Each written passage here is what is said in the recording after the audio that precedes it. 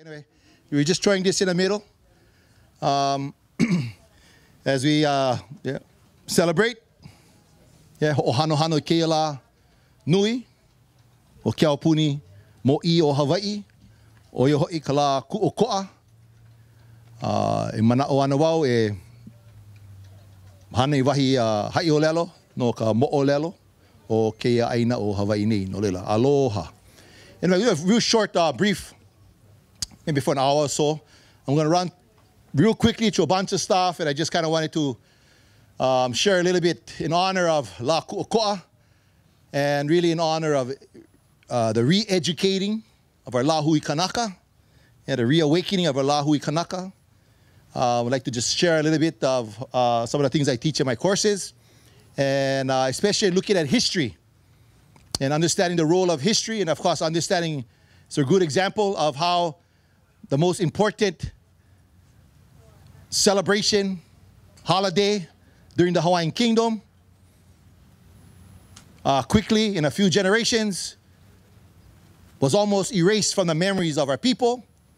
And in fact, it's only in the last decade or so that it's become growing strong and strong. In fact, I was telling a story. I remember, this is 25 years ago. Maybe there was like 8 of us gathered for a small gathering to recognize La Ho'iho'ea. So anyway, just kind of start. I'm going to roll.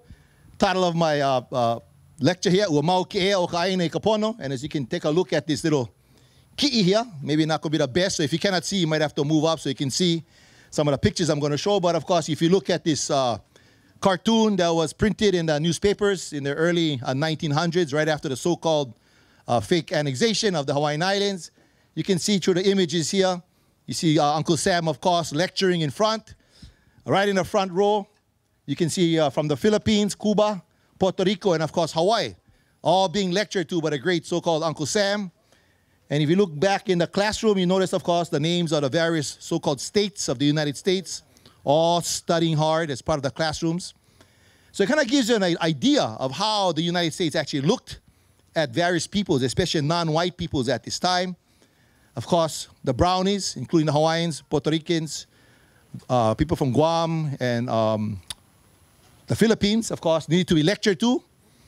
And if you take a look, and if you look way in the left-hand corner, anybody see what you see in the left-hand corner? What's going on back there? On window cleaner. Who's that window cleaning? Yeah, today we call African American. Yeah, who is, as you can see, while everybody's in the classroom, look at how they see and portray even African Americans back then. Their job, of course, was to be almost like the labor or the help within the household. And if you look in the middle corner back there, you guys know right inside of the door, what's going on? An Indian. And what is the Indian doing? Reading a book. And you cannot really see here, but if you look carefully, you will notice the Indian's actually reading a book upside down. Again, suggesting the idea that, kind of wasting the education of these so-called civilized heathens, and they never really go and learn to become so-called great people. And if you look outside the door, you see somebody outside the door. Who's that? You guys can see. That's the Chinese, the pake. And you notice that the Chinese, what is the Chinese trying to do?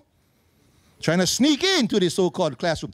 Again, in those days, they talked about what's called the yellow peril, this idea, this fear of the foreigner at the door. Again, stories haven't changed that much if you really understand what's going down today. This is really the same story being told over and over. So when you think about history, you always got to frame it in this understanding of what the United States was like in 1900. And I would probably suggest not that much different in 2018. But we start off with understanding, even from the Hawaiian perspective of history, through mele like the Kumalipo, our own cosmogony. When our kupuna talked about where we come from, when we began as a people, we began, in fact, when the stars themselves began, the cosmos. And so our consciousness of a people didn't begin in our storytelling, in our narrative in 1776. It didn't begin in 1 AD. It didn't begin 5000 BC. But in our stories, from the beginning of the stars themselves, the cosmos themselves, who are seen as being ancestors, so began this great story. So one of the things you see, just philosophically, how we see ourselves as a people. We are, of course, connected to everything that has come before us, even to, of course, the beginning of the stars. Now, scientifically, we should realize that's all true.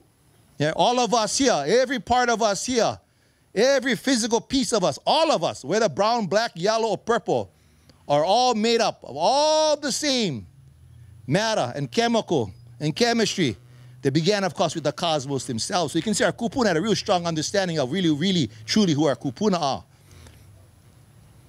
We have other cosmogonies. Of course, many of us know the story of Haloa and Haloa Nakalau Kapalili, yeah, children of Wakea and Hohoku Kalani.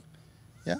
But of course, this also gives us a particular story or narrative which provides the idea of how we, as the Kanaka, the Halu Kanaka, we have this familial relationship with the land around us. You know, we don't have a role to be the dominator, have dominion over all living things, as it said in Genesis in the Bible. Instead, we, in fact, are part of all living things. And we are, in fact, relatives. And in the Kumulipo and other stories, in fact, we are the last chapter in this great story. We are the youngest of the siblings in this so-called family. We just also understand scientifically when they talk about the migrations and settlements, yeah, we always understood in our stories, have always said in our from our kupuna that, in fact, we migrated here, purposefully settled these lands. Yeah, we didn't just by chance, floating on some logs, kind of just happen to cross the Pacific Ocean, which covers a third of this planet. That, in fact, our ancestors were the so-called astronauts of their time. They come from the people who had the greatest moves. In fact, if you look at history, in fact, you look at genetic evidence. Polynesians are interesting people genetically that we come from. When looking at the mitochondrial DNA, we come from the last great migrations actually to come out of Africa. Only about, less than 15,000 years ago, who left Africa and actually went up north. And went all up north above places like Iraq, Iran, and came out above Nepal and, that area. And then came down through Asia, through China, eventually went through places like, see my brain, sorry, what we call Taiwan today. And from Taiwan entered into the Western Pacific.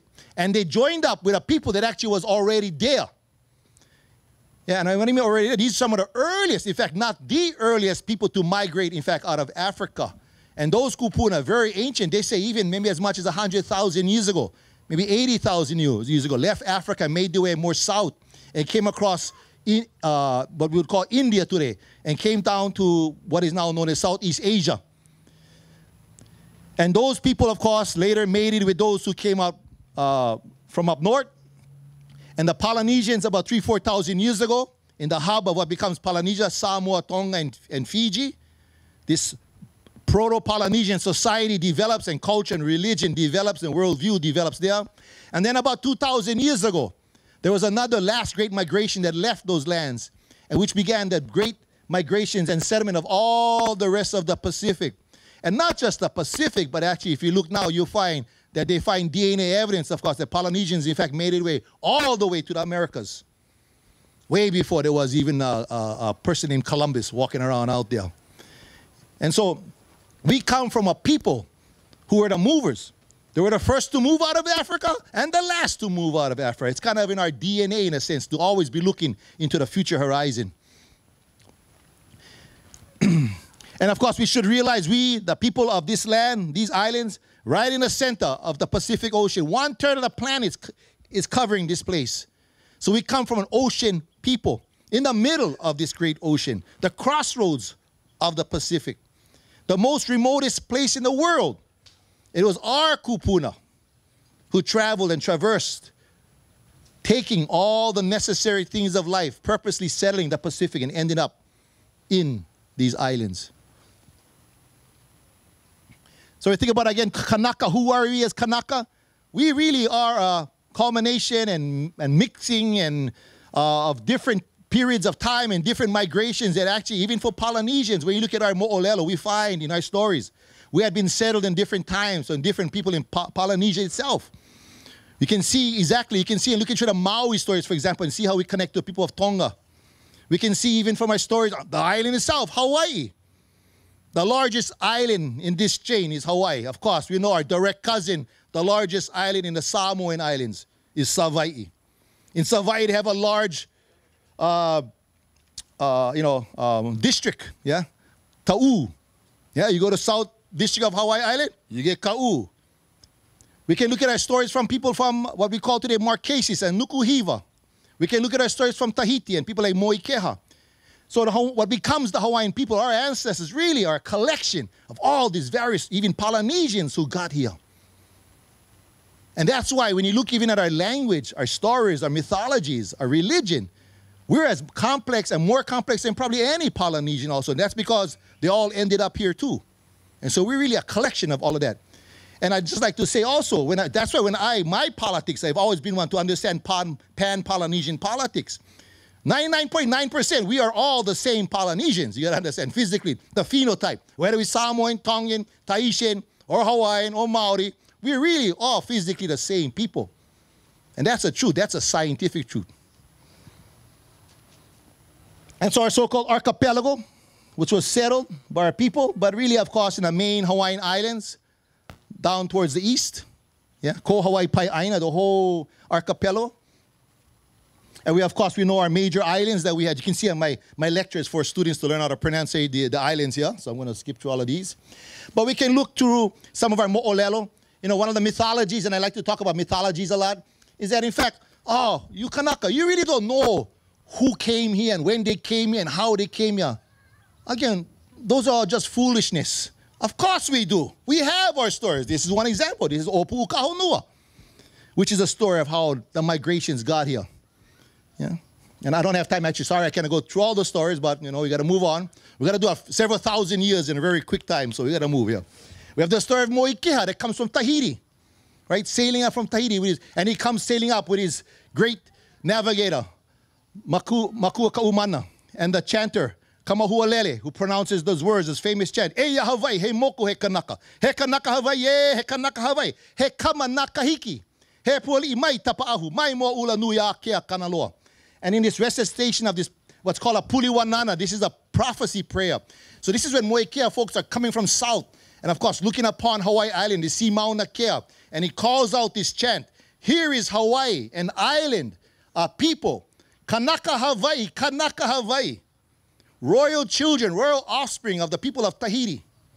So even, of course, we knew our connections to the outside lands. We can talk about great other figures in our history, people like Pa'ao, the great kahuna Pa'ao, when he comes to Hawaii. And in fact, there's a little debate exactly where he comes from. And it says he comes from Kahiki. Other people say he comes from Upolu. One of the confusions of that, of course, we know there were multiple Kahikis throughout the Pacific, and there are multiple Upolos in the Pacific also. Yeah? Kalakaua says actually came from places like Samoa. And when he comes, he brings this new kind of very strict, stringent religion. The Aikapu, the Moi, yeah, the Kapu Moi, the Pulo'ulo'u, human sacrifice, the god Kuka'ilemoku, all comes with Pa'ao. So a lot of times when we talk about traditional, ancient Hawaiian history, we always talk about pre-Pa'ao and post-Pa'ao. He plays such an important role in the changes of our people. But in our Hawaiian history, we think about time frames, and many times when I teach, I talk about the pre-Wakia. This is the ancient stories that we have. And then we have this period between Wakia and Pa'ao, right? The pre-Pa'ao history. And then you have from Pa'ao to the time of Kamehameha, the unification of these islands. And then from Kamehameha, which is the beginning of the Hawaiian Kingdom, we have the Hawaiian Kingdom period. And of course, the post-Hawaiian Kingdom period. When I mean post, I mean the actual existence of the, what you might say, the physical Hawaiian Kingdom. So we talk about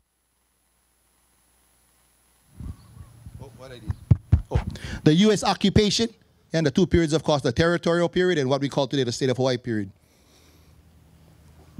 But first of all, what is history? We've got to understand a little bit what history is. So we get fooled to thinking that when you read a history book, you're reading all these facts. And all these facts kind of have this almost like sacred kind of rhythm and sacred kind of connection. And what you actually find when you really study history, realize history is not, in fact, based upon facts at all. History is a collection of stories that, as I said here, that a lot of people like to agree upon as being true. As the great Robert Seeley says, history is past politics. Yeah, history is what we call past politics. And past politics presents history of today. Yeah. History is politics projected in the past.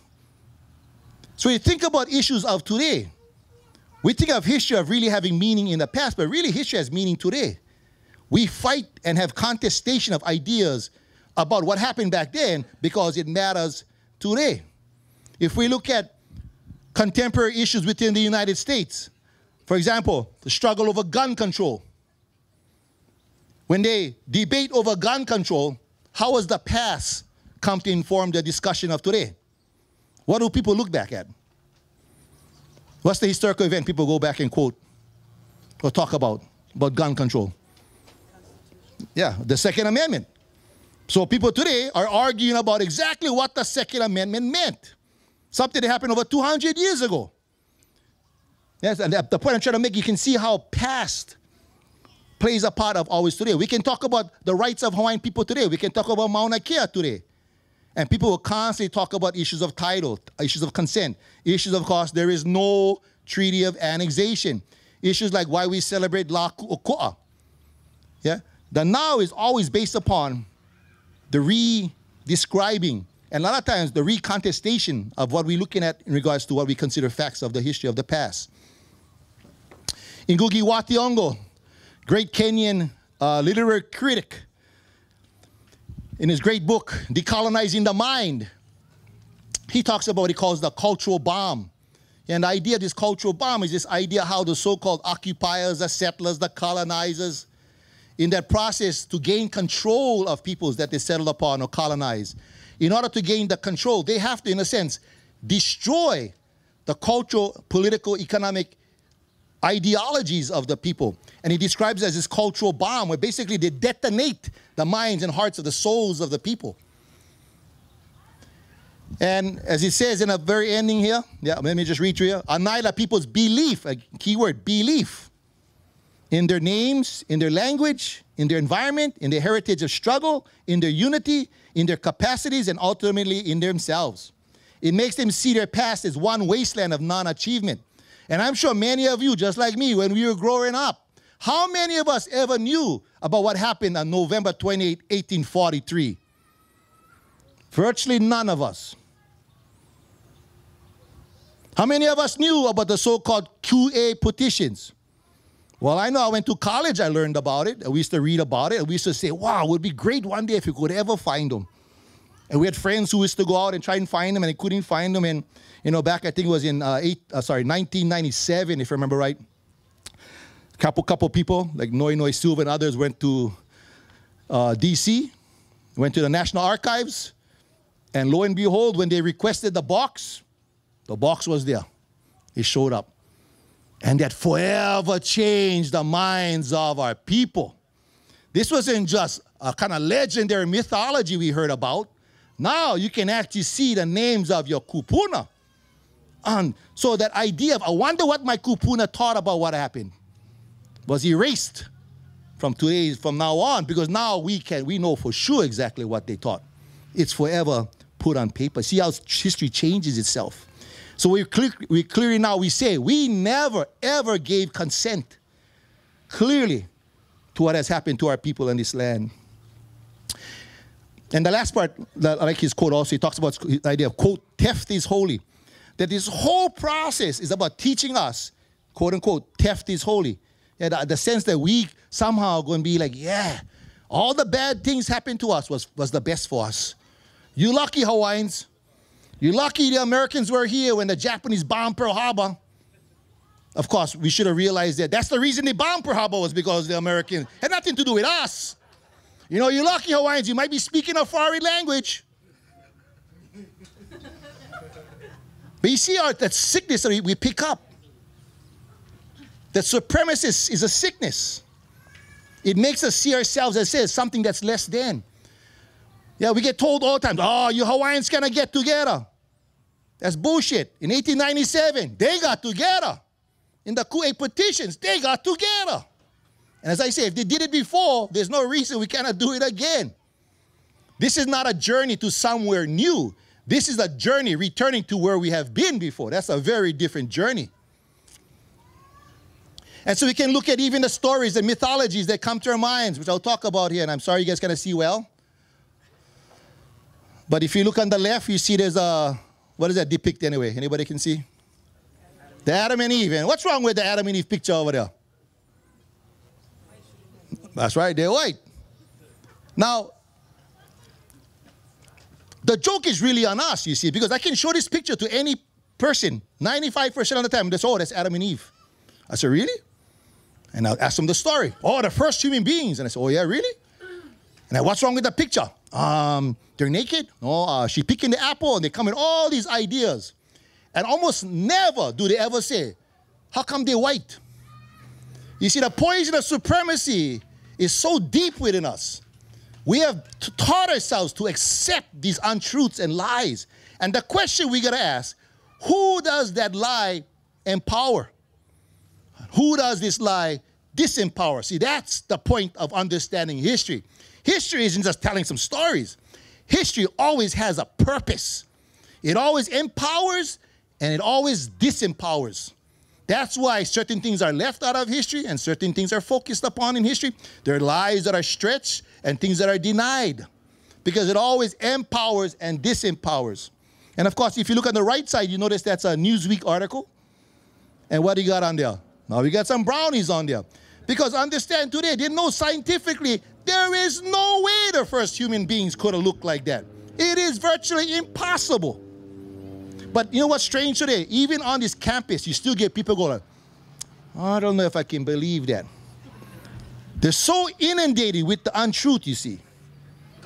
As the great Frantz Fanon and other psychologists talk about what they call about, cognitive dissonance. Yeah, cognitive dissonance is this idea that you're so stuck in the bullshit that even when you present it with the truth, you cannot accept it because it will destroy your sense of what you know in this world, your sense of privilege. Yeah. But let's look at some questions about history and science, and we're going to get into this. We should all recognize we are all mutations of Africa. We are all Africa's children in different ways. This has been proven over and over again. And of course, more recently with the Human Genome Project and DNA, it is clear we are all so-called African. Now, why would that even be radical today? That's the question I ask. Why do people get uncomfortable? Why do people try to even deny this? It's because of the sickness that has been put into our brains and hearts. And so we look at some mythologies. Here's a perfect mythology. Yeah, if I ask the question, who built the pyramids? Well, we get the Hollywood version. I know you guys kind of really see there. You get the Charlton Heston and the Yul Brynner. Yeah, Moses and Ramses. And you have this whole history constructed, portrayed in Hollywood. The story of Moses. And of course, dealing with the question of building of the pyramids. And so the question, of course, is why you gotta lie about the building of pyramids? What's so important about the pyramids? Why are the pyramids important to world history? What do they represent? Ingenuity, technology, brilliance, high civilization. The cradle of civilization. Exactly. And so let's go find out exactly, well, if I ask the question, who built the pyramids? Of course, we should realize they're built by the Egyptians. Now, all you got to do is look at the millions, thousands and thousands of paintings and carvings in Egypt within areas surrounding the pyramids and the various sacred sites. And they all look like Denzel Washington over there. Pretty clear. None of them look like Yul Brynner. Not one. Not one looks like Charlton Heston. Not one. Yet we accept that. We should be giggling when we see pictures like that. We should never allow that untruth to be told. And actually, some of you can see here, but if you look on the right side, it's actually a National Geographic picture. Even the National Geographic had to admit that the pyramids were built by so-called black pharaohs. And we can look at, I'm just going to run through. I know you guys cannot really see. As you can see, this is like, it's not like light-skinned Africans you're talking. And we should realize, of course, in the story of Moses, where was Moses found? Which river? The Nile River, right? Moses comes from the Nile River. Where is the Nile River? In Egypt. Where is Egypt? Africa. I'm here to tell you, Moses is African. Period. Period. Simple. But yet you still get people. But Egypt isn't really Africa, huh? What do you mean Egypt isn't really Africa? Why are you still afraid to accept the truth? Why would you even think that Egypt would say, who's trying to empower and disempower the story? That's the question. We can talk about the Great Pyramid of Giza. The tallest building for over 4,000 years. The tallest building. It took them over 4,000 years before they could construct something like the pyramid. That's how more far advanced the technology and architecture and the sciences and the maths of the Egyptians were. And we know who it was built for. There's Khufu. Yeah. And we can talk about other issues. When you look biblically, look at Genesis. What's the first land that's mentioned in Genesis? They talk about the land of Cush, sometimes spelled with a C, sometimes spelled with a K. In fact, Moses, his wife is Cushite. He marries a Cushite. His children are Cushite. And where is this land of Cush? Some of my students should know. I hope you guys remember. Where is this land of Cushite? Actually, the Cushite, sorry, my map can't really see, but the Cushite lands today would be between Ethiopia and Sudan. That's the land of Cush. You still hoping for other evidence? You don't have one pyramid in Europe. You don't have one Sphinx in Europe. Not one. But you find throughout Africa, Sudan, in fact, Sudan has more pyramids than than Egypt. Ethiopia has pyramids. And we still believe it was the Europeans that built the pyramids? Come on, somebody better educate themselves about this stuff. Check out this stuff. Where is this? Yeah, the Luxor well. Which Luxor though? Not the one in Egypt. So they take the story of Luxor in Egypt. They go to Vegas and build the Luxor and check out their Sphinx. We should look at this and we should be laughing at this. This is incredibly stupid in regards to history. There has never been a history of a Sphinx looking like this except the one in Las Vegas. That's it. And the question you got to ask is, why did they have to make the forgery? What is the purpose of making the fake one? See, that's the question we should be asking. Why not make the real one? Because again, it empowers and disempowers. My point of this, the history that most of us know is this kind of history. The ideas that have been put in our head are these kinds of ideas. This is what has tainted the way we think. And this is, I would say, before, as we start to dream, we got to make sure we take out this poison from our brains. I'm going to just move real quickly. Of course, Luxor, and you would wonder, I wonder how come the Egyptians was copying the Washington Monument. Of course, we realize the Washington Monument is built off of the Egyptians. Yeah. So I could just run through some of these real quickly. Of course, Cleopatra. Yeah, you get the movie, the Hollywood movie again, Cleopatra, but you can see an image of Cleopatra on the right, and yes, she has dreadlocks. Now, one thing with Cleopatra, she was supposedly of mixed heritage too. Now, by this time, because the Assyrians came in 600 BC, so Egypt by this time, the Greeks had already come in, so she was a kind of a mixture. But let's think about age. I want you guys to think about this. Cleopatra, long time ago, right? Long time. A lot of history from Cleopatra's time to now. Tons of stuff has happened. Our connection in time to Cleopatra is closer from Cleopatra to when the Pyramid of Giza was built. I want you guys to think about that in time. The pyramid was built 2,500 years before Cleopatra even walked the earth. That's how much history we're talking about in regards to Egypt. That's how much history is actually denied. Of course, Africa is the homeland. I'm going to move real quick. I'm sorry. We can look at other religious figures. I mean, can I really see this question? Of course, this is the Da Vinci painting of the Last Supper. And the Last Supper's painting, of course, was painted in about 1,500 years after the fact. 1,500 years after the fact. And people still look at this picture and they think that there's something like on Kodak moment. This is unreal. image of what occurred? Of course not. Of course not. This picture here, of course, the one in the middle, like Bob Marley and his crew. This picture, or this drawing, I should say, was done 1,200 years before Da Vinci. This is done 1,200 years before Da Vinci. And you still think Jesus was blue-eyed and blonde hair? You see that poison? It's like, again, you're looking at the images just like that Pharaoh in Las Vegas. No difference. We can look at other religions, whether it's Hindu. We can look at Buddha. And as you look at even those so-called religions, the most earliest images are also dark African-looking images.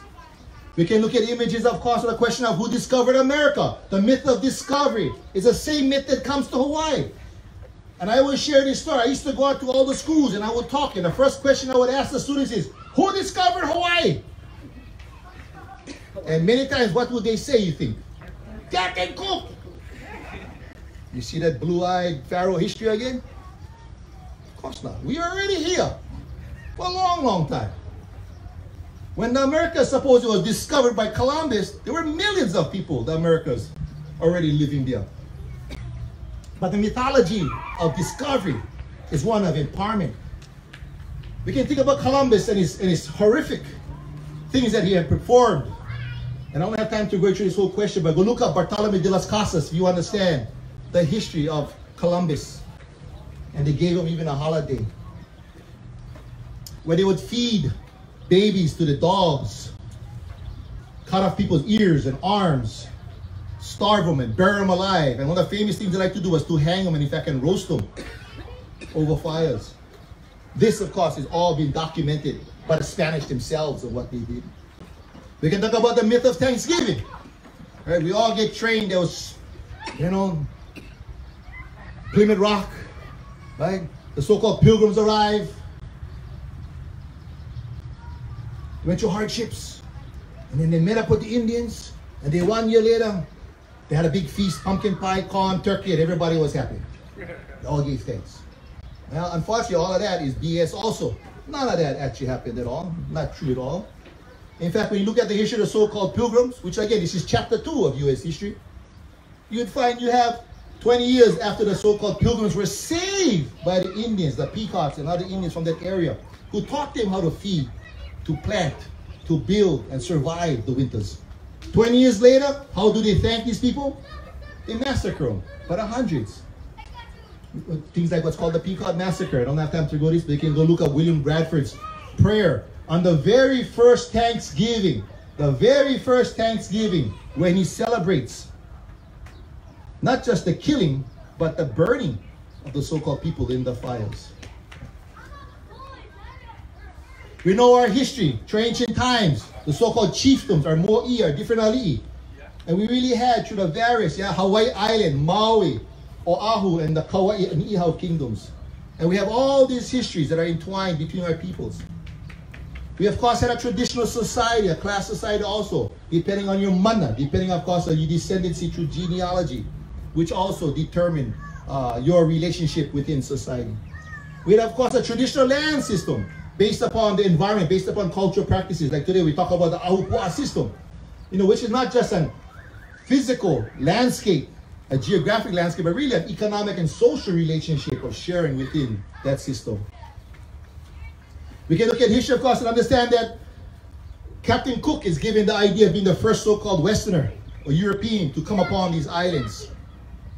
And even when he arrives here, one of the things he reads, I don't have time to go the whole story, but you should read his on accounts. They're astounded. As much as the so-called Hawaiians are astounded what they see with Cook and his technologies, Cook and his men are also astounded what they find here. They never found a place that was so clean. They never saw people so healthy. They never came upon a place in which, as they described, the kinds of gardens that existed and farming techniques were virtually from the sea to the mountains was farmed, where people lived healthier than any other place they had seen on earth. That's where we come from. Now, in comparison to England, of course, what was England like in 1778? What was London like in 1778? Huh? That's right. They had open sewers running down the streets. Like I said, Cook guys called Hawaiians the most cleanest people they ever met. Now, in places like London, they're lucky they even took a bath once a year. Yeah. Rotten teeth, you can imagine the smells, and yet they call us the savages. One of the things about Hawaiian history you gotta understand is the question of depopulation, a mass depopulation that happened here. When Captain Cook comes here, the estimate that they give, Captain King says there were 400,000 people in these islands. And that was a pretty low estimate. But we do know by 1890, we're down to 40,000. Virtually 90% depopulation. Today, many demographers and geographers and others who study this kind of stuff say that if you look at the Hawaiian Islands and look at the amount of food that was produced, then in fact, even low estimates would be at things like 800,000 would be a low estimate today. But think about that. At 800,000, in a little more than 100, less than 120 years, we're down to 40,000. That's a 95%. That means for all of us here who were here in 1770, all of us here, maybe Kaori-Lei and I were the only ones that survived. That's what we're talking about in regards to depopulation. And then from just her and I, all of us Kanaka that exist today, we descend from that alone. That's it. We are the survivors in many ways. So one of the things I always say, our lives are not cheap. Yeah, our lives went through a very horrific time, but we are the survivors that are still around. 1810 is when Kamehameha unites the Hawaiian Kingdom, right? He unites the Hawaiian Islands with the ceding of Kauai to the Hawaiian Kingdom. We create what now is called the Hawaiian Kingdom, or the Kingdom of Hawaii. Now, early on, we should also understand, through Vancouver, Kamehameha has this relationship, and in fact, the Hawaiian Islands are ceded verbally to Great Britain, and actually in some letters. And this is why, of course, later on, Kamehameha II will travel to England. But so for a short time, Hawaii saw ourselves, in fact, as being part of the British Empire. And there's some good stories about that, but unfortunately, we don't have time. You got to come take the class and you can hear all those good stories. Yeah. But Kamehameha I, of course, the great conqueror who unites these islands, yeah, brings forward this kind of taking from the old, the so-called pre-Haole world, and he's going to infuse and try to survive into this so-called new Haole world while death and depopulation is occurring. Yeah, dealing with issues, of course, of different countries and different ships coming in, trading, alcohol, and all those kinds of vices that come along. Yeah. Unfortunately, he dies, and when he dies, his son, his highest-ranking son, Liholiho, becomes the so-called Mo'i, the king. And along with him, Kamehameha's favorite wahine, as said, his favorite wife, Kahumanu, who had no children, who actually raised Liholiho. She declares, of course, everybody knew that Kamehameha wanted her to jointly rule, and she appoints herself Kuhina Nui, and there's a joint rulership. But I want us guys to understand from early on, the role of women, in fact, in Hawaiian politics from early on wasn't one of staying outside, but in fact, many times was right in center. And so Kahumanu is a very interesting figure. There was no figure like her in the United States at the same time, not at all. Yeah. And they jointly rule. Unfortunately, when Liholiho and his wife Kamamalu take a trip to England, right? They go to London because now they want to clarify this relationship. In fact, you see his portrait there. He has the British Admiral red costume on as part of seeing himself as part of the British Empire.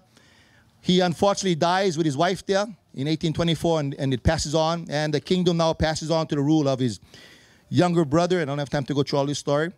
Well, just to also mention, 1820, the first American Board of Commissioners for Foreign Missions at the ABCFM, the missionaries, the Calvinists, first arrived in Hawaii. I wish I had time to go through all these things, but anyway.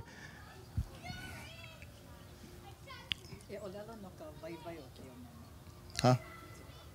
Huh?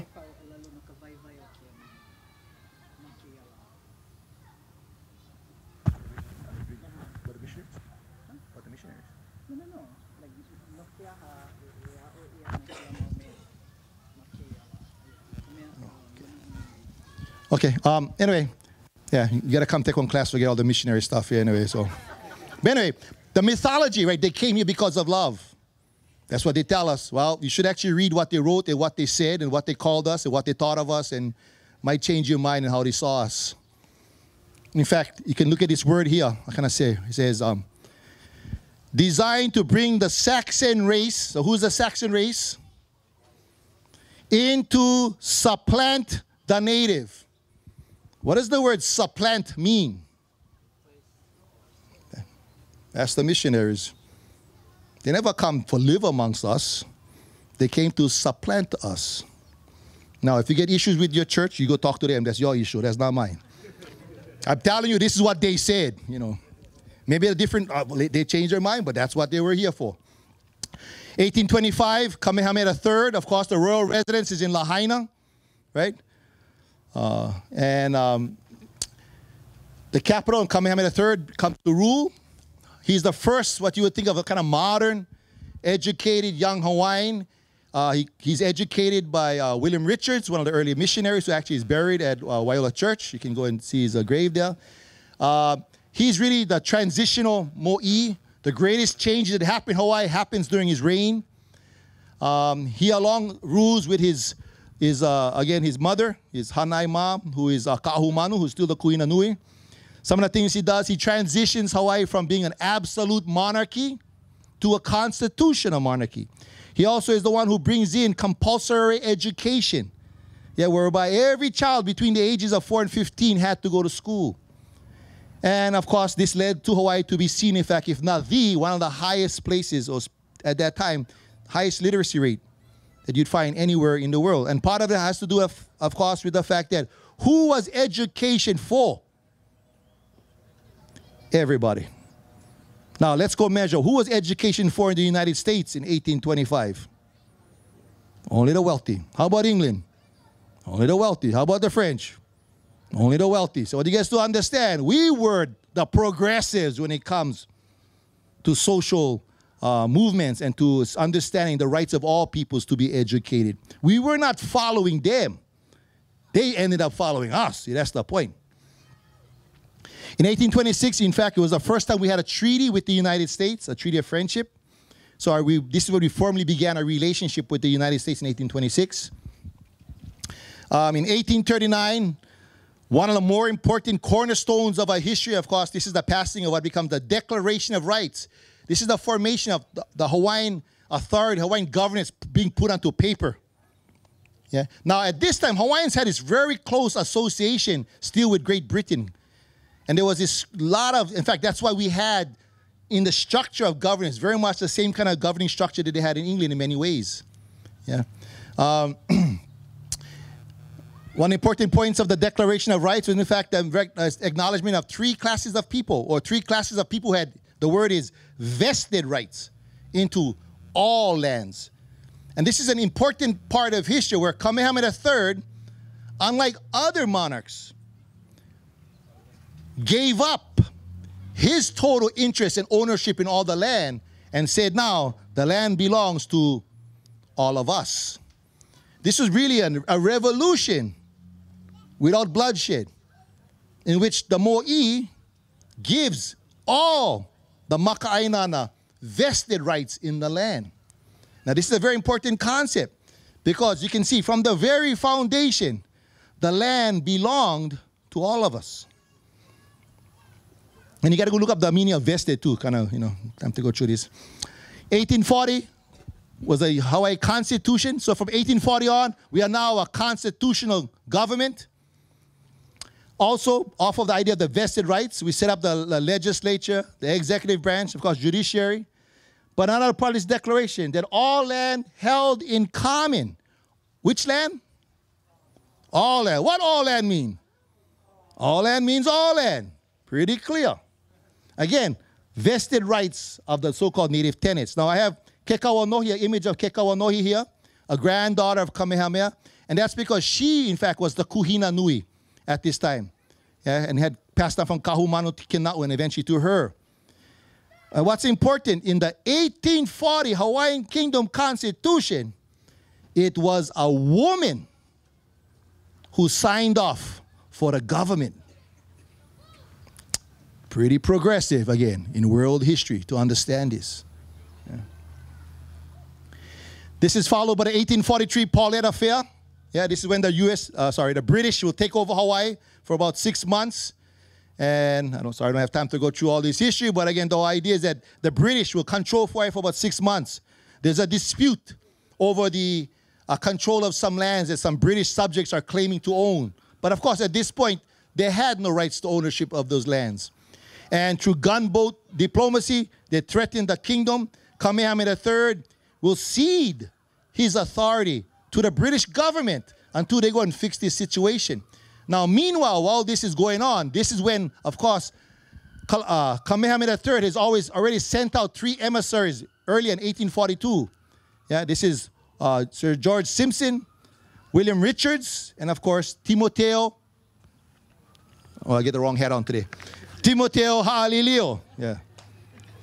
And I wish I had a whole time to tell you the story, but I'll just share a little bit about, when you actually read some of Ha'alilio stuff, it's kind of sad in many ways. When he leaves, you can kind of tell he's worried. In fact, he's expecting he might not come back again. But he understands this is such an important task in order for Hawaii to survive in the future. Because what's going on in the rest of the Pacific? The British has just taken, through the Treaty of Waitangi, I think 1841 or 1840, to take New Zealand. The French are in Tahiti. I think, that's 1841. I think they take Tahiti. The Germans are down in Samoa. The Dutch are cruising around. Everybody's cruising and trying to take parts of the Pacific. And he understands the only way that Hawaii can secure their protection is to have a recognized, to have that status of being a recognized nation state, to be part of the family of nations. And this is why he sends out those emissaries.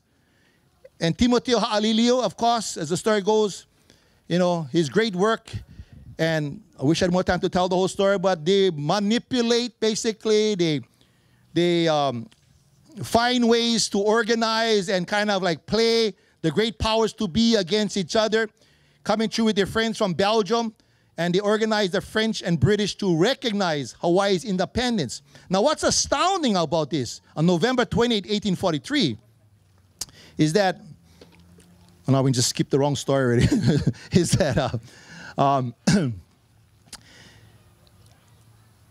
there was no non-European nation states out there.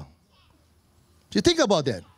But here's these islands in the middle of the Pacific, find their way to Europe, able to manipulate the situation and gain the recognition from England and France to recognize our status as a co-equal to those countries in what's called back then as the family of nations.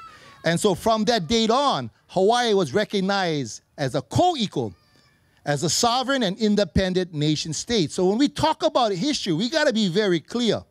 Hawaiians are not trying to get sovereignty. Sovereignty was something that we already have attained. And again, as we tell the story, it's a lot harder to go someplace new than to return where you were before. It's a very different journey. But through that recognition, and this is a copy, of course, of the Declaration, and there's some copies back there, Hawaii takes its place amongst the family of nations, which have provided Hawaii particular international protections in regards to what sovereign states had. Yeah. And that's why, of course, we have La Ku'okoa, which celebrates what happened on the date in November 20, 1843. Now, sadly, Timoteo Ha'alilio on the left, on their way back from Europe, supposedly passes on right outside of New York, if I remember right outside of the East Coast on a ship. He passes on his way back to Hawaii. So he never comes back to Hawaii. But his partner, William Richards, eventually comes back. And if you ever go to Waiola'a Church, you can see William Richards' gravesite. And on his gravesite is actually a memorial to the fact that they secured Hawaii's independence right there. That's on his gravesite. So, I talked about this. 1848 is also the following important event was when we began the process of privatizing the, of course. This is the Mahele Nui, yeah, where I think there are 256 chief and konahikis divided up their shares of the islands. Yeah. Now, in the division of the trust lands, one of the things is very clear. When the Konahiki or chiefs received the lands, it was always, I repeat, always, always, always attached to it was this what's called a condition of title. Yeah, and it's a very important. And of course, those are the words koi no nae ke kulia no kanaka, or koi ke kulia no kanaka, which basically means except for the rights. Remember those vested rights again? Of the maka'ainana, the so-called native tenants, the hoa'aina. And so what it meant really was, if I was an ali'i and I was given through the mahele, I got all of Wailuku. Well, I didn't actually own all of Wailuku. I owned all of Wailuku except for what belonged and what could be claimed by the so-called native tenants and their rights. Now, this is the thing to understand. Our system was not a copy of the British system. Our system was not a copy of what was happening in the United States. Our system really was one that kind of came from a very Hawaiian worldview that incorporated kind of European ideas of private property. And this is an important point because a lot of times what people falsely believe is how they did it in the United States is how we were doing it here. And again, those are two very different stories. One thing you can see that's very different, in Hawaii, who had ownership in all lands again? The native tenants. You don't find that in Massachusetts. You don't find it in Minnesota. You don't find it in California. You don't find it in London or England or France, but you find it in Hawaii. That's one thing that's very different to remember. Yeah. The native tenant claim, and this is, of course, people know of what becomes the Kuleana Act later on, and of course, the idea is that they have a right to full use, again, full use of the so-called ahupua'a. And a lot of times, this is where we're struggling today in the courts, is to guarantee what does that mean in regards to having full rights. The Hawaiian Kingdom government, of course, was set up during this period and, worked amazingly well, considering its position in the world. We still have, even our system of land ownership today is still based upon this old traditional system. Whether it's the moku or the ahupua'a, these are still basically the same land tenure system that we have. We had boards like the Land Commissioner Boards, that looked over the so-called applications, the LCAs, to confirm titles onto the various claims that came forward. And if the claim was good, it would be offered not just LCA, but many times what's called a royal patent. And really what the royal patent was the kind of confirmation of the title. And in fact, what the royal patent usually did was it quieted out the title of the so-called government, the Hawaiian Kingdom government, from those shares. If you remember the idea is that Maka'ainana owned the 1/3 share. The government owned the 1/3 share also. And so for the government to remove themselves of the share, they would usually be paid what's called a commutation fee or some kind of trade in land in order to pay off the government's rights. This led to the Kuleana Act of 1850. It wasn't until 1850 when resident aliens could actually own land. And part of this is to kind of understand, even in Maui, when we look at our old history, we should realize that when we talk about so-called today's ceded lands, we should always remember these are all lands of the Hawaiian Kingdom and government. And this is a map, if I remember, 1902, I think, this map. No, 1903. But you can see all the dark green, those are all Hawaiian Kingdom government lands. And if you notice on the west side, check that out, all around Olowalu, all the way to the Pali, those are all lands that belong to our people. Later on, in about 1903, if I remember right, the territory of Hawaii then sold those lands out. And later on, they went down, of course, to Pioneer Mill and to others, and later on has been passed away. But the question is, of course, has always been, how did the territory of Hawaii gain ownership of lands that is sold? Where did their title come from? And that's an important question to always consider. We can always talk about crown lands, and crown lands are lands which always follow the crown. And of course, these are lands that were owned by Lili'uokalani at the end of her so-called reign. And these are her private property. And in fact, what's important to know is in 1865, the so-called Hawaiian Kingdom crown lands were made inalienable, with the words, henceforth inalienable, inalienable, and shall descend to the heirs and successors of the Hawaiian crown forever. What does the word forever mean? Forever means forever. Pretty simple. And what we think about today, a lot of those so-called government lands, again, were lands that were gathered through this commutation. So we think about Hawaiian Kingdom lands. The two big land trusts, of course, are the government lands and what we call the crown lands.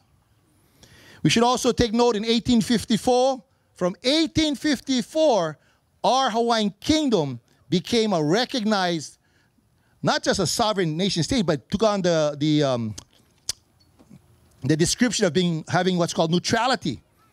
Yeah, neutrality meant that, of course, that you wasn't going to take sides between conflicts. What is a neutral country out there we all know about? Switzerland. Switzerland has an army? Not really.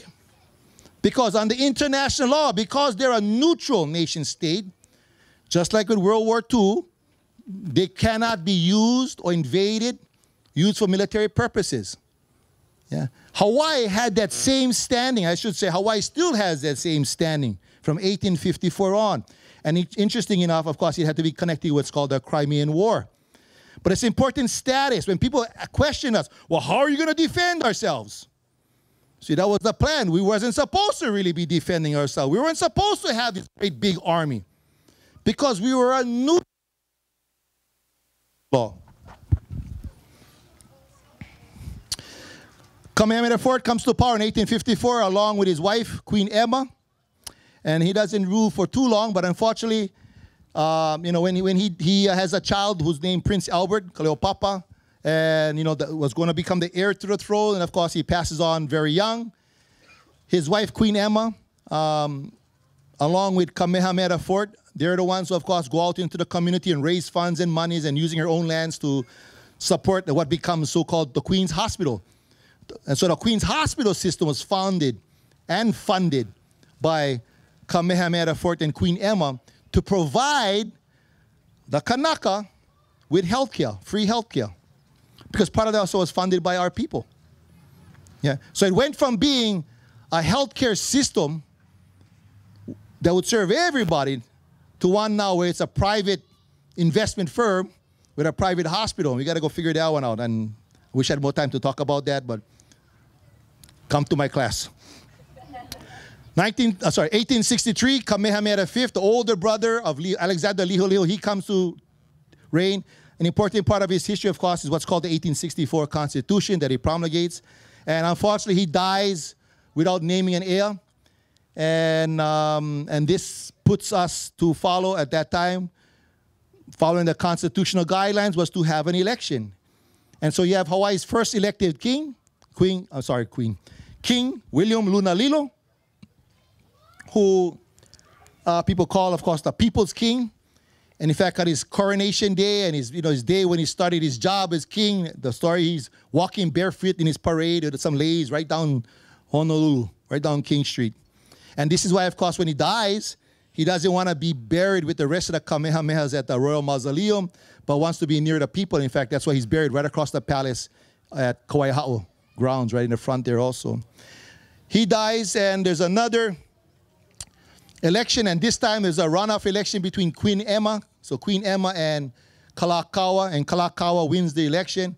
It's an interesting time. Kalakaua is kind of seen as a pro-American representative, while Queen Emma is seen as a pro-British representative.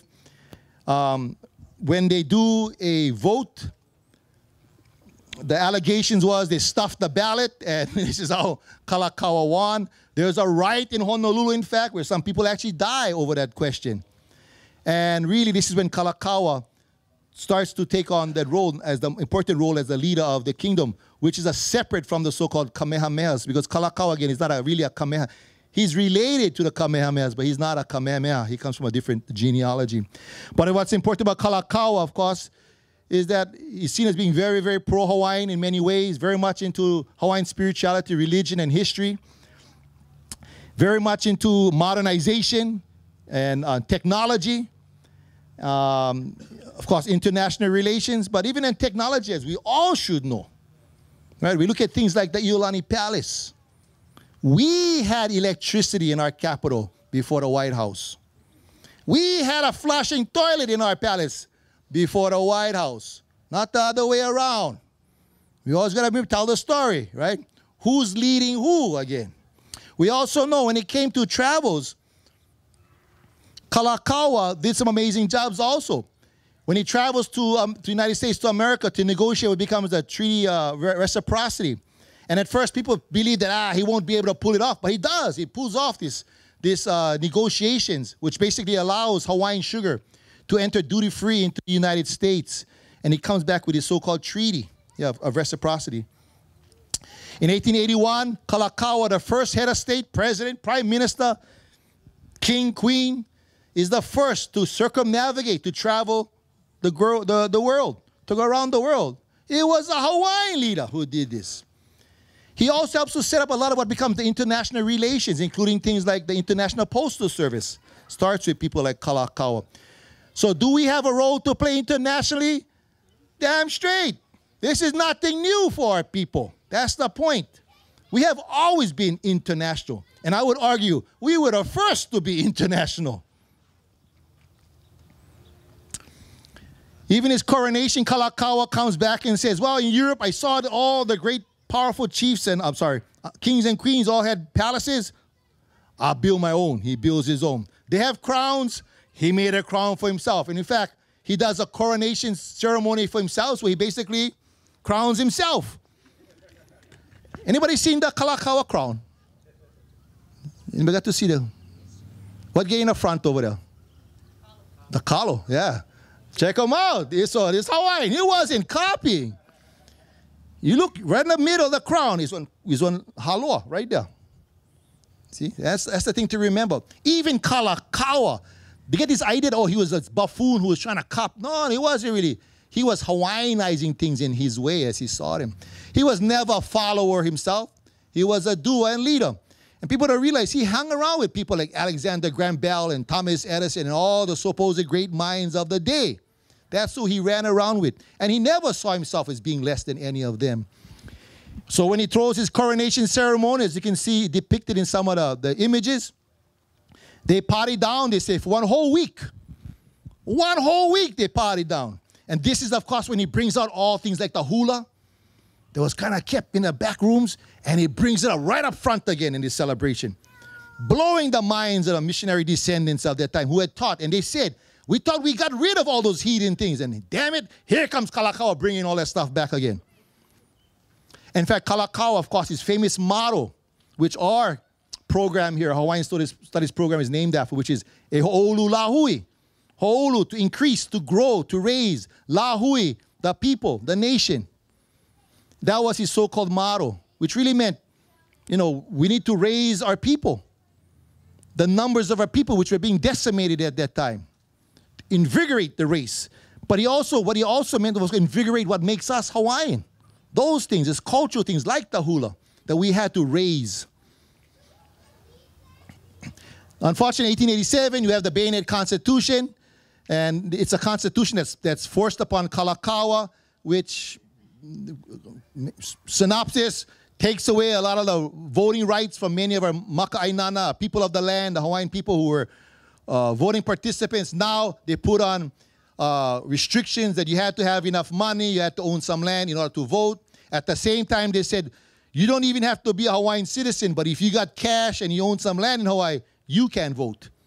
So you can see who was empowered in this. A lot of times we talk about this as being like the first half of the overthrow. This is the setup.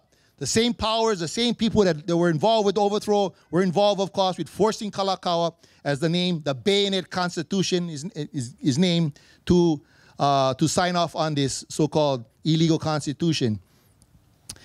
And just to be clear, there were actually 5 uprisings, and some were in fact violent uprisings. They were attempted to actually get rid of this constitution, led by people like Wilcox. Yeah. 1891, after Kaleikoa dies in San Francisco, another sad story. They sent him over there to, of course, to get healthy. He ends up dying. Before he dies, they actually bring to him a recording machine, one of those wax recorders, where he actually tapes his voice. There's actually a recording of Kaleikoa, and I actually heard it before, but it's just, you couldn't really tell what was said. What I was told was it had been played so much, this wax cylinder, it's hard to tell exactly what's said. But what I was told is he says something to the effect of like, tell the people I loved them and I tried. And he passes on. While his named sister, Lili'uokalani, she comes to power in 1891.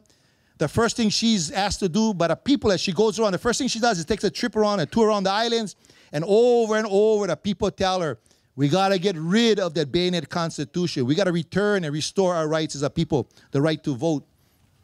And this leads her to want to promulgate a new constitution. And she, of course, has those famous words, the voice of the people is the voice of God. And the voice of the people is the voice of God. However, in 1893, the so-called Act of War, the United States conspires with John L. Stevens, the representative, works along with people like Sanford B. Dole and Lauren Thurston and those of what's called the Committee of Public Safety to overthrow the so-called Hawaiian Kingdom government and to quickly replace that government and to have Hawaii annexed to the United States quickly. And their plan, of course, why annexation to the United States? Because of economic interest. Their goal, of course, was to recreate that opportunity for them to ship their sugar at that time so they could get more wealthy to the United States duty-free to, of course, grow their own pocketbook. Yeah. Another big issue that was going on at the same time from the late 80s in negotiating, when Kaleikoa was trying to negotiate another treaty, reciprocity treaty, the United States this time had surplus sugar, right? The South, after the Civil War, now are growing their own sugar, so they had less demand, yes, supply and demand. Less demand for Hawaiian sugar. And the United States now has more leverage, and they basically say, well, okay, we'll negotiate, but you got to give us Pearl Harbor. And that becomes the issue. The United States wants Pearl Harbor. Why? For military necessity. The United States is already looking out towards so-called new colonies of Asia and the Pacific. The Hawaiians in the Hawaiian Kingdom government, led by people like Navahi, Joseph Navahi,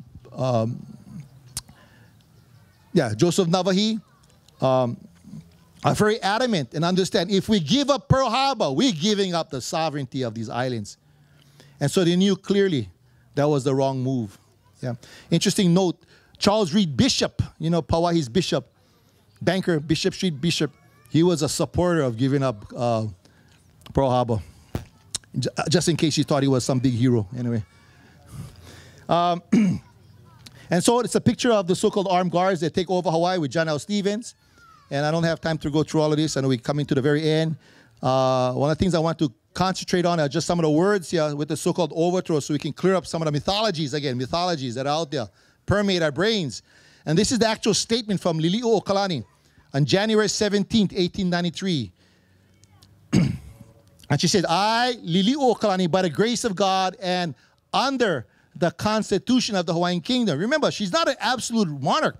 Her powers are limited by the Constitution.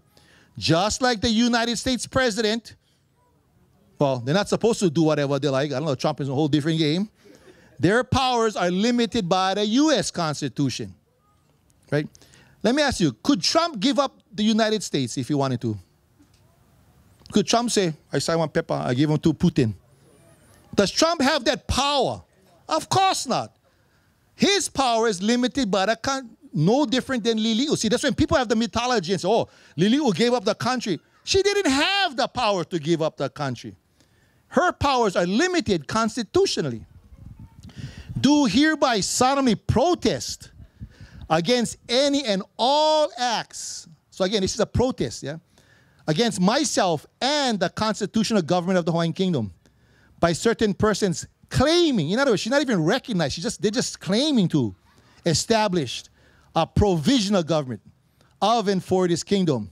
Now, quote, she says, that I yield to the superior force of the United States of America. A very important point. She never cedes her authority to Thurston and Dole and that gang in a provisional government. Never.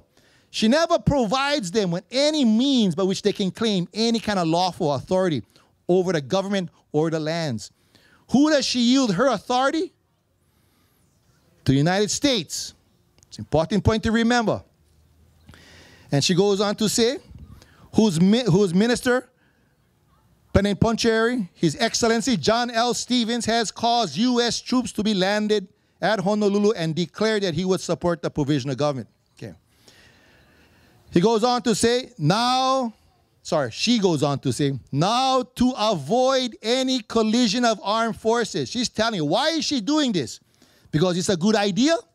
Because it's what's best? She's doing this because a threat of violence. Now to avoid any collision of armed forces and perhaps loss of life. I do this under protest. Meaning what? Willfully? No. And impelled by said force. Yeah? Give me your house. Now, if I got a gun pointed at you and you sign over your house, I think you start to question whether or not that transaction was really legal or not. And she says, impelled by said force, yield my authority. What does she yield? What is her authority? Her authority is limited where? Defined in the Hawaiian Constitution. That's what she yields now. She does not yield the Hawaiian Kingdom. She does not yield all the so-called lands. She does not yield the so-called sovereignty of the people. She yields her authority. Until such time. Now what the hell does that mean? Forever? It was only temporary. That's the point. This is a temporary yielding, very clear. So even if you had made the idea that she gave up the kingdom, she never gave it up for always either. Temporarily. As the government of the United States shall, upon facts being presented to it, undo the actions of its destined Moses. Those same mythologies. That's this. That's what's being used. That's what they argue. This is how Hawaii was taken. But the truth of the matter, if you understand the truth and you understand history and do a little bit of research, you realize this does not have the power. U.S. law only works within the confines of the U.S. territories. Hawaii was not a U.S. territory. In fact, Hawaii had been already recognized by 4 treaties with the United States. 4. We actually had over 80 treaties, I think 88 treaties with other countries around the world at that time. Yeah, with all the powers to be at that time. Last couple minutes here. Now, after the fake so-called taking of Hawaii, they set up the federal government. And they create what's called the Organic Act, how the U.S. federal government is going to rule Hawaii, basically. And within the Organic Act, there's some very interesting things to see. Chapter 2, it says, territory of Hawaii, that the islands acquired by the United States of America under an act of Congress entitled Joint Resolution to Provide for Annexing the Hawaiian Islands to the United States, approved July 7, 18, blah, blah, shall be known as the territory of Hawaii. Now, I don't have time to go through the arguments, but if you can read, Williamson Chang has a real good article you can find online, Williamson Chang, the oldest Hawaiian professor at UH Law School, who talks about this particular issue. But what you find, of course, is that you will never find documents like this anywhere else. When you claim lands or claim waters, they give you the longitude, the latitude, they tell you exactly the boundaries. What does this say? They don't even name the islands. It just says that the islands acquired. Well, what islands were acquired? That's the question. That act, what island could it acquire? So that's the question. Not just what did it acquire, but what could that resolution acquire? How does the United States resolution have the power to acquire lands outside of its territory? It doesn't. And this is the kicker. Number 4. Check this one out. It says, all persons who were citizens of the Republic of Hawaii, of who? Okay, how many of them again? Okay, listen carefully. All persons who were citizens of the Republic of Hawaii on August 12, 1898 are hereby declared to be citizens of the United States and citizens of the territory of Hawaii. So who are citizens of the United States? What about everybody else? It has never been mentioned. This is part of the... How come? Well, one thing we reckon, what are they going to say? All citizens of the Hawaiian Kingdom are now... They know they cannot do that. You see, there is no legal authority to do that. Now, they could argue that those people wanted to be part of them. But the question has always remained, what about everybody else? And I'm just going to leave here with this. Some of you might have been there. I remember when Hanabusa came here. She was a was she a congressperson? Or she just was out there. I can't remember. She was out that time. And for whatever reason, she was doing this tour and connected with... In fact, it was just before the DOI hearings. Just before the DOI, she's going to come around and she wants to meet the community and talk about something. Anyway, I don't know. So a bunch of us, some of you guys remember, we were in 103, our room right there. And she does in this talk, and she's basically saying before the DOI hearings how we should kind of embrace working with the Department of Interior. So I'm listening to this, and I'm going, something just felt funny. I knew something was up. My antennas was going wild already. And she's talking, trying to get us to support her and going around meeting all these communities, and, you know. And of course, I'm trying to wonder, like, what's up with that? What's going on? See, we didn't know that they were already planning to bring the DOI hearings to Hawaii at that time. And finally, she was saying things that I knew was just bullshit. I just couldn't take it anymore. And so I stand up and I ask her, and I said, can you tell me? And I say, you know, you're a congressperson. You were the former Speaker of the Senate. She's a lawyer. She's an attorney. Obviously, a very intelligent person. I ask her, can you tell me when and by what instrument that we Hawaiian people became American citizens? When did we become Americans? And she answers, doesn't really answer. She kind of talks about everything else and talks. Doesn't answer. So I raise my hand again. I say, well, let me ask you again. What year and by what instrument? And again, she talks, and she kind of goes off. You guys should do this and this. Doesn't answer again. So now I know. Either she doesn't know the answer, or she knows the answer and doesn't want to tell the answer. So I asked her again. I said something like, well, either you don't know, or you know, and that's why you don't want to answer. But let me just be clear. Let me just ask you, what year? What year did Hawaiians become U.S. citizens? And she took a while. She kind of thought about it, and she goes, 1959. And I went, so you mean before? So now, because now that's problematic now with things before 1950. And in 1959 is a whole other issue. And you could tell in her eyes, like she knew something was up. Now, we didn't know, of course. My point is, when you ask them directly, and this is what we all need to do, over and over and over. We don't have the sword, but we got the truth, you see. We may not have the physical power, but we still got the truth. The question is, are we strong enough to keep on asking those questions? And the truth is, people like Hanabusa cannot answer those questions. I don't think Governor Ige can answer those questions. I don't think the new elected mayor of Maui can answer those questions. Why?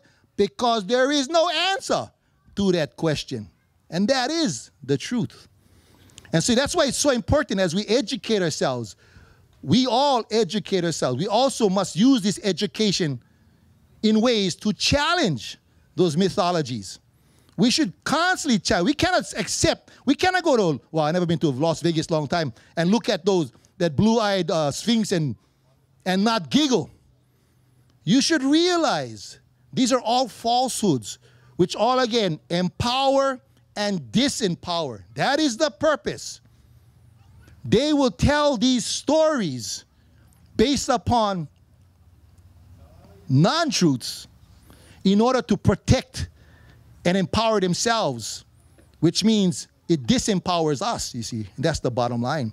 And I believe the only way we can turn this is by using education, is by using events like this, by spreading the truth, by constantly taking these ideas, by constantly making or remaking heroes out of people like Timoteo Ha'alilio. Because it's a different world. And I know this next presentation I'm looking forward to coming up is part of this new world. We no longer just look to Washington, D.C. and go, oh, please help us out. We realize we are not bound by just what happens in Washington, D.C. We have never been bound in this way. Just like Kaleikoa. And I would argue, just like our ancestors. Just like our ancestors. It wasn't just by chance they ended up here. Yeah. They purposely planned and organized, were courageous, had the skills, did whatever's necessary. They were the can-do kind of thinkers. And so I'm the kind of believer, I don't believe in kind of mediocrity. I don't believe that, we should just be settled for whatever we can get. Because I can argue and say, we don't come from those kinds of people. We weren't satisfied just hanging down there while everybody went out. We were the ones who were pushing the limits. We come from that kind of history. And so either we continue that history or we forget that history. And that, in fact, is something that we are all empowered to decide for ourselves what to do with that information. So anyway, with that, mahalo nui, giving me time and stuff, and Kahele can introduce.